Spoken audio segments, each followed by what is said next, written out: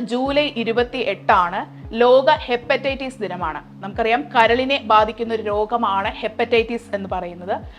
ഹെപ്പറ്റൈറ്റിസിന്റെ പ്രധാനപ്പെട്ട ലക്ഷണങ്ങൾ എന്തൊക്കെയാണ്, ഹെപ്പറ്റൈറ്റിസ് എങ്ങനെയാണ് പകരുന്നത്, ഹെപ്പറ്റൈറ്റിസിന് വേണ്ടിയുള്ള ചികിത്സാ രീതികൾ എന്തൊക്കെയാണ്, ഇതിനെക്കുറിച്ചൊക്കെയാണ് ഇന്ന് നമ്മളിവിടെ ചർച്ച ചെയ്യുന്നത്. ഈ ഒരു വിഷയത്തെക്കുറിച്ച് സംസാരിക്കുന്നതിനായി പ്രമുഖ ഗ്യാസ്ട്രോ എൻട്രോളജിസ്റ്റും സേനാധിപൻ ഇൻസ്റ്റിറ്റ്യൂട്ട് ഓഫ് മെഡിക്കൽ സയൻസിന്റെ ഡയറക്ടറുമായ ഡോക്ടർ ബൈജു സേനാധിപൻ ഇന്ന് നമുക്കൊപ്പം ചേരുകയാണ്. ആദ്യം തന്നെ ചോദിക്കട്ടെ, ഈ ഒരു ദിനത്തിന്റെ പ്രാധാന്യത്തെ കുറിച്ചൊന്ന് പറയാമോ? അതുപോലെ ഈ ഒരു വർഷത്തെ തീം എന്താണ്?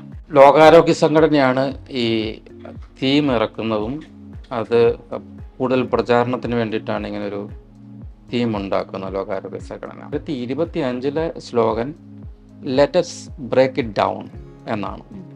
അതുകൊണ്ട് ഉദ്ദേശിക്കുന്നതെന്ന് പറഞ്ഞാൽ ഈ ഹെപ്പറ്റൈറ്റിസ് പകരുന്നതിനും അല്ലെങ്കിൽ അത് ഏർലി ഡിറ്റക്ഷന് വേണ്ടിയിട്ട് കുറേ അധികം ബാരിയേഴ്സ് ഉണ്ട്. സോഷ്യൽ ബാരിയേഴ്സ് ഉണ്ട്, ഫിനാൻഷ്യൽ ബാരിയേഴ്സ് ഉണ്ട്, സിസ്റ്റമിക് ബാരിയേഴ്സ്, അങ്ങനെ പല ബാരിയേഴ്സിനെയും നമ്മൾ ഡിസ്മാൻഡിൽ ചെയ്യുക എന്നാണ് അത് ഉദ്ദേശിക്കുന്നത്. അതാണ് ഈ വർഷത്തെ സ്ലോഗൻ.